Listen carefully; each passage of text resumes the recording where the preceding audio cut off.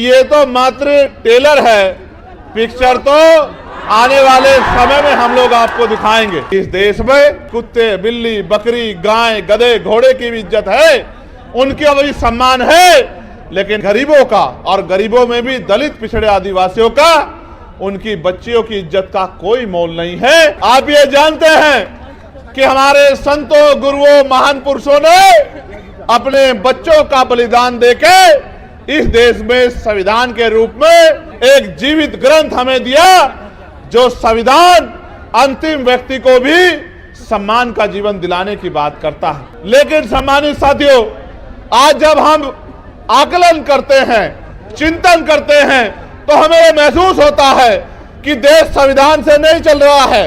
सत्ता में बैठे अहंकारी लोग संविधान को ताक पे रख के प्रदेश को और देश को चलाने का काम कर रहे हैं। भारत का खून स्वाभिमानी खून है, ये हाथ फैलाने में नहीं, मजबूती से संघर्ष करने में भरोसा रखता है, लेकिन इनको मजबूर किया गया है हाथ फैलाने के लिए, सिस्टम बना के किया गया है। सबसे ज्यादा मजदूर अगर देश के किसी कोने में जाता है तो वो बिहार का व्यक्ति है, जो अपना पेट पालने के लिए अन्य अन्य से प्रदेशों में जाके रोजगार ढूंढने का काम करता है।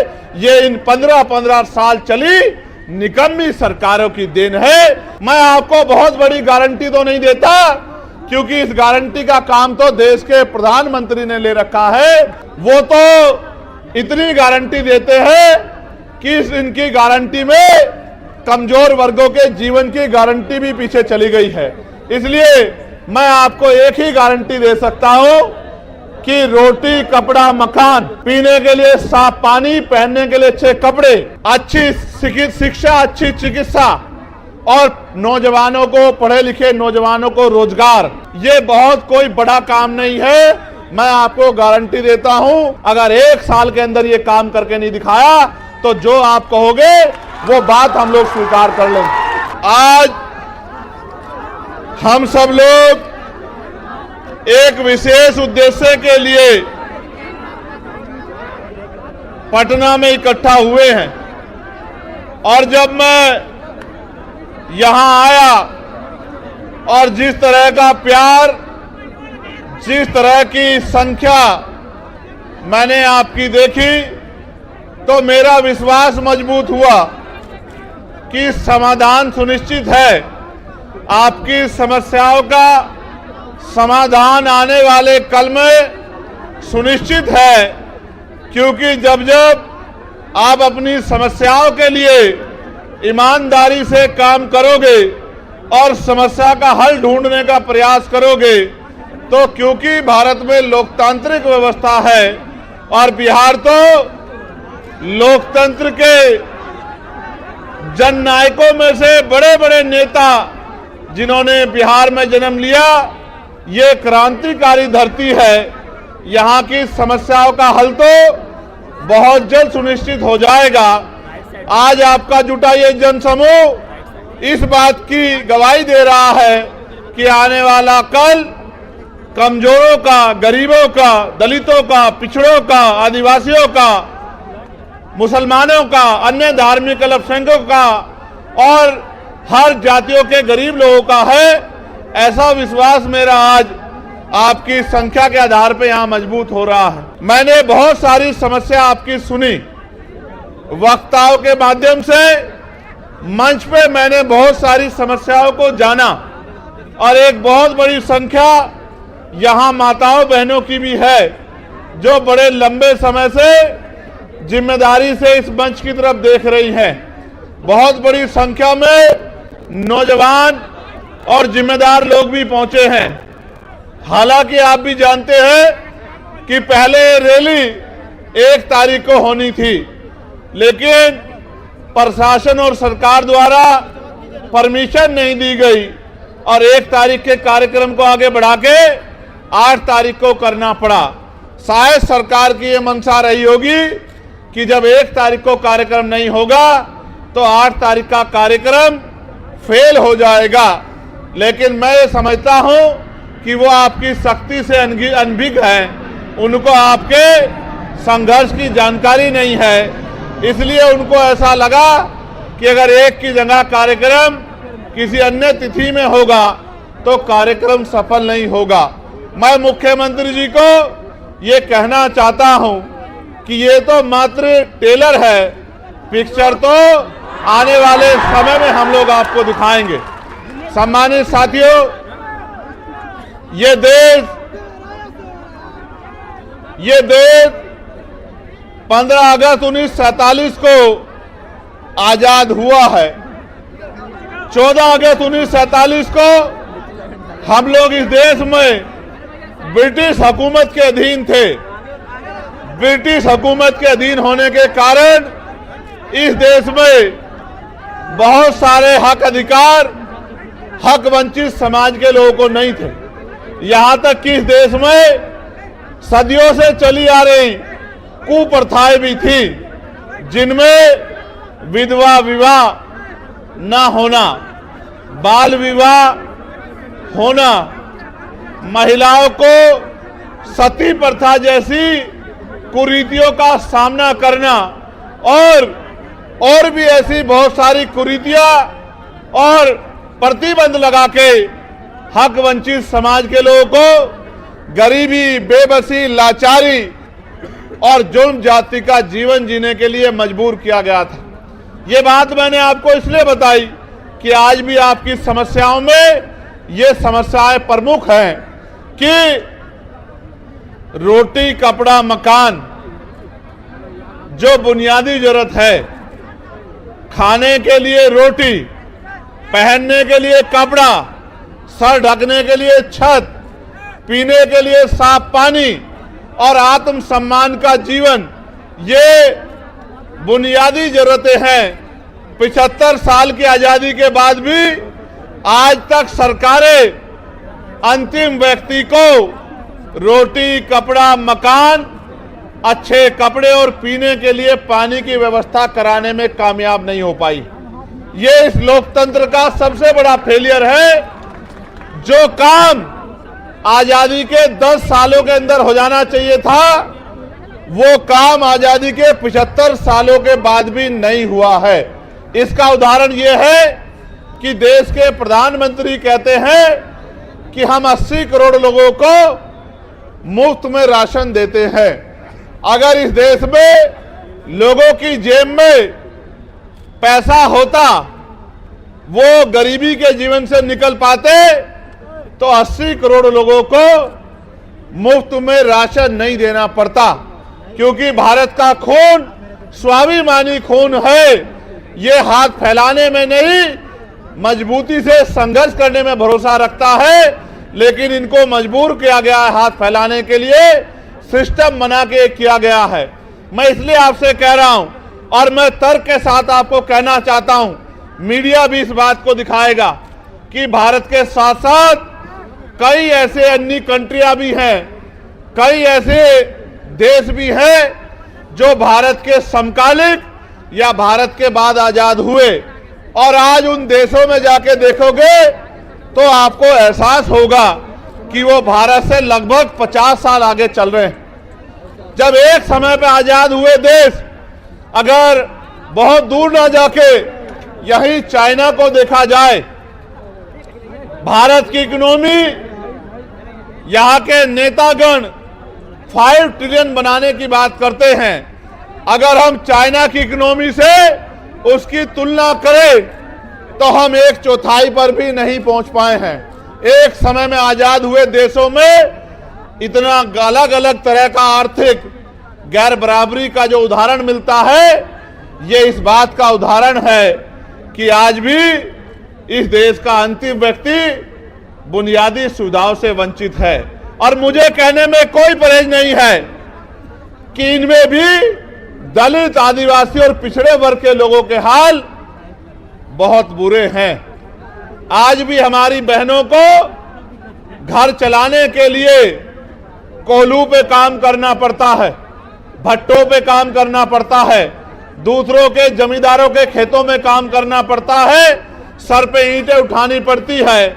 मुझे सबसे बड़ी पीड़ा तब हुई थी जब कोरोना काल में मजदूर शहरों से पलायन करके घर की तरफ चला था और इन सरकारों के पास उन मजदूरों को देने के लिए, घर पहुंचाने के लिए ट्रेन की व्यवस्था भी नहीं थी।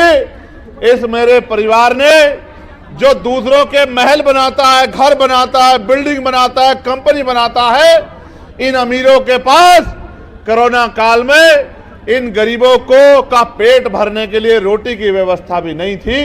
मैंने देखा किस तरह मजदूर पलायन करके आया, कहीं ट्रेन के नीचे जाके मरा, कहीं भूखे पेट मरा, कहीं पानी की कमी के कारण मरा, और माए अपने बच्चों को बैग की चैन के ऊपर अपने बच्चों को लिटा लिटा के सफर कर रही थी। पैर में छाले पड़ गए, हाथों में छाले पड़ गए, गले सूख गए, हृदय गति रुक गई, हजारों लोगों की जान गई। लेकिन यहाँ की और केंद्र की निकम्मी सरकार बैठ के गरीबों की मौत का तमाशा देखती रही। ये हमने अपनी आंखों से देखा। सबसे ज्यादा मजदूर अगर देश के किसी कोने में जाता है तो वो बिहार का व्यक्ति है, जो अपना पेट पालने के लिए अन्य अन्य से प्रदेशों में जाके रोजगार ढूंढने का काम करता है। ये इन 15-15 साल चली निकम्मी सरकारों की देन है, जिन सरकारों की वजह से आज भी यहाँ का पढ़ा लिखा नौजवान रोजगार नहीं पा पाता है, और माताओं बहनों को भी घर को चलाने के लिए मजदूरी करना पड़ता है। गरिमाई जीवन देने का काम भी सरकार नहीं कर पाई है। आज जब हम लोग आजादी का अमृत उत्सव बना रहे हैं, अभी पार्लियामेंट में सेंट्रल हॉल में ये कहा गया प्रधानमंत्री जी द्वारा कि 75 साल हो गए हैं, ये अमृत काल है।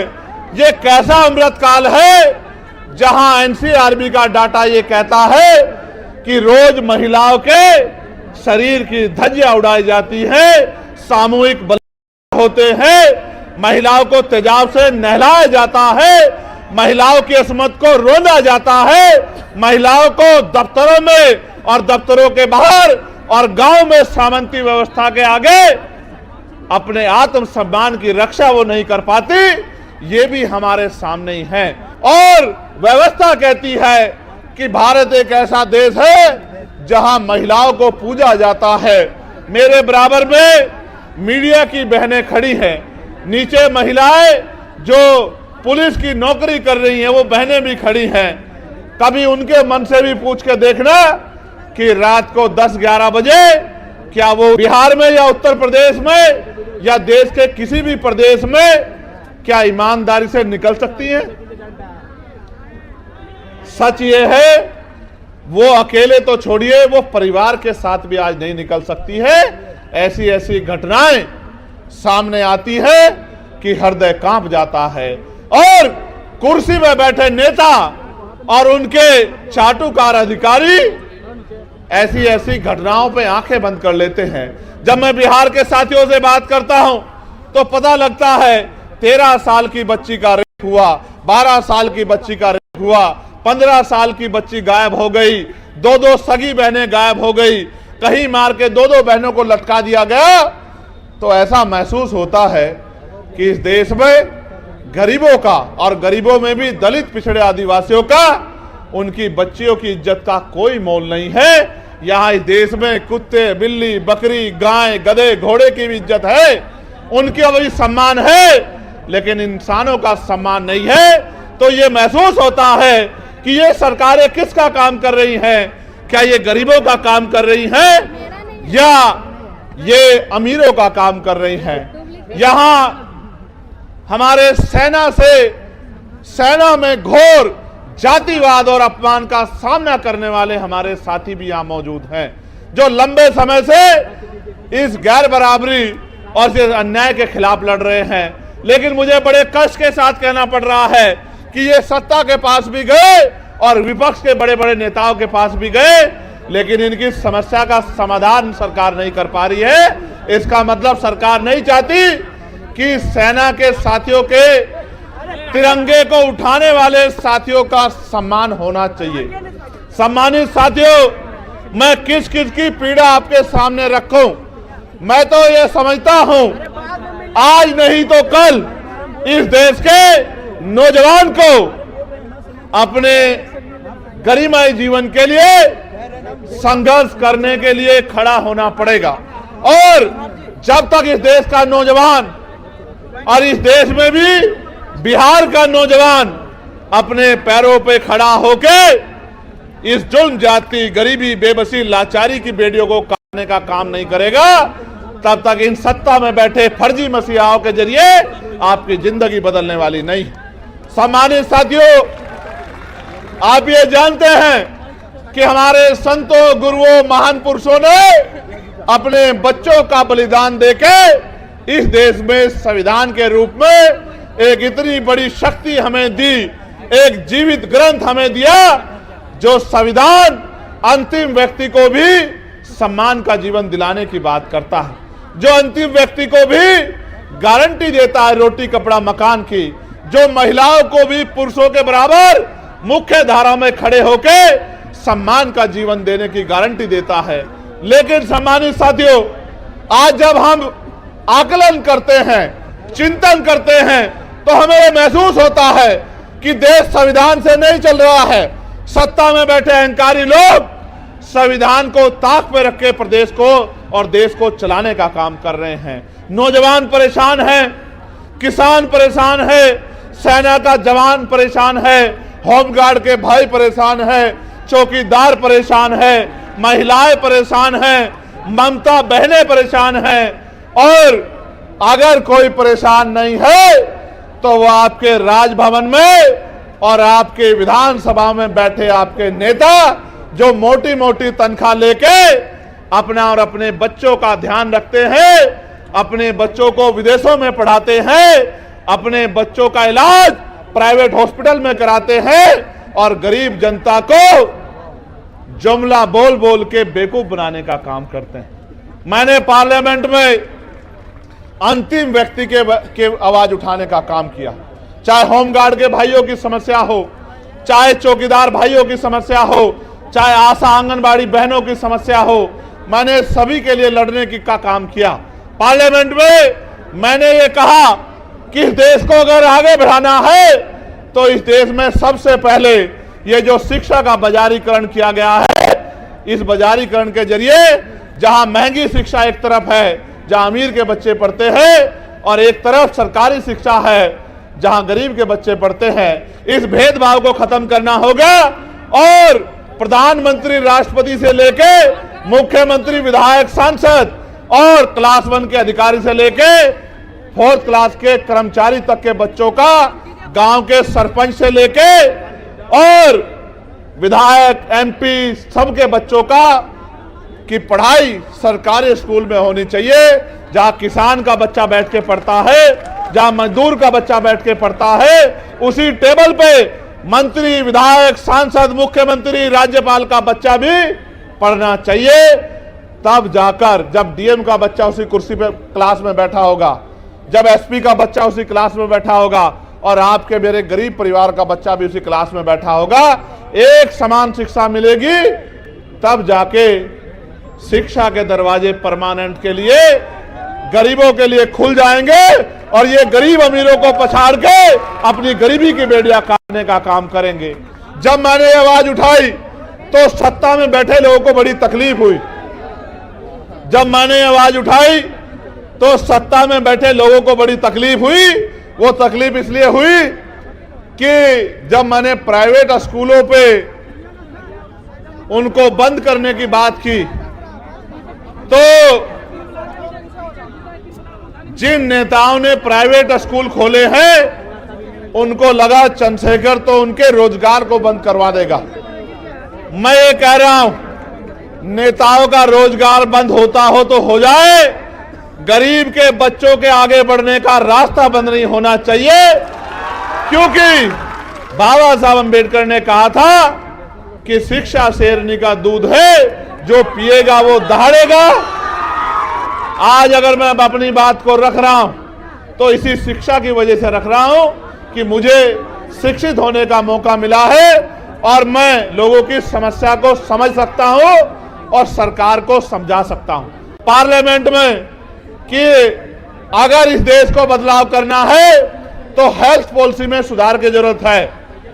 पूछा गया कैसी होनी चाहिए, मैंने कहा होनी ऐसी चाहिए कि गरीब के बच्चों को भी, गरीब आदमी को भी सरकारी अस्पताल में इलाज के लिए सरकार कहती है कि हमने बड़े अच्छे सरकारी अस्पताल बना दिए हैं। बिहार के लोगों को तो मैं ये कहूंगा कि मैंने बाढ़ में आपके तैरते हुए हॉस्पिटल देखे, मैंने आप छोड़िए, गया को छोड़िए, मोतिहारी को छोड़िए, बक्सर को छोड़िए, मैंने तो पटना के हॉस्पिटलों में 2-2 फीट पानी भरा हुआ देखा है, स्ट्रेचर तैरती हुई देखी है, दवाइयां तैरती हुई देखी है। यही डबल इंजन की सरकार का विकास है बिहार में, जो किससे छिपा हुआ नहीं। तो मैंने ये कहा, आप गौर करके सुनना, मैंने कहा कि जो नेता गरीबों से कहते, जनता से कहते कि आपके लिए अच्छे अस्पताल बनवा दिए हैं, उन नेताओं का इलाज भी उन्हीं अस्पतालों में होना चाहिए। नेताओं का इलाज तो प्राइवेट हॉस्पिटल में होता है, विदेशों में जाके होता है, फोर्टिज में होता है, मैक्स में होता है, और गरीबों का इलाज सरकारी अस्पताल में होता है, जहां डॉक्टर नहीं है, जहां दवाई नहीं है। डॉक्टर के पास जाओगे तो ऐसा व्यवहार करेगा। सब डॉक्टर तो बुरे नहीं है, लेकिन बहुत सारे डॉक्टर ऐसा व्यवहार करते हैं कि ये गरीब जबरदस्ती उनके अस्पताल में घुस गए हैं। दवाई नहीं मिलेगी, कोई मशीन नहीं है, एक्सरा, ईसीजी, एमआरआई, कोई मशीन नहीं है, बाहर से टेस्ट कराओ, जेब काटने का काम होगा। तो मैंने ये कहा कि प्रधानमंत्री हो, राष्ट्रपति हो, केंद्रीय सचिव हो, प्रमुख सचिव हो केंद्र के, या मुख्य सचिव हो, या डीएम हो, एसएसपी हो, या मुख्यमंत्री हो, या मंत्री हो केंद्र के, स्टेट के, विधायक हो, सांसद हो, सबका इलाज और उनके बच्चों का इलाज सरकारी अस्पताल में होना चाहिए। जब उनका इलाज सरकारी अस्पताल में होगा तो आप देखना, डॉक्टर भी होंगे, दवाई भी होगी, टेस्ट भी होंगे, और गरीबों की जेब भी कटनी बंद हो जाएगी।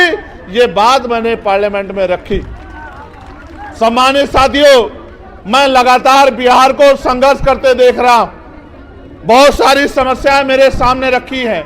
मैं आपको बहुत बड़ी गारंटी तो नहीं देता, क्योंकि इस गारंटी का काम तो देश के प्रधानमंत्री ने ले रखा है कि वो गारंटी बहुत देते हैं।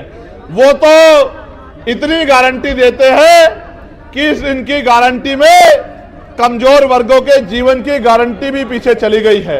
इसलिए मैं आपको एक ही गारंटी दे सकता हूं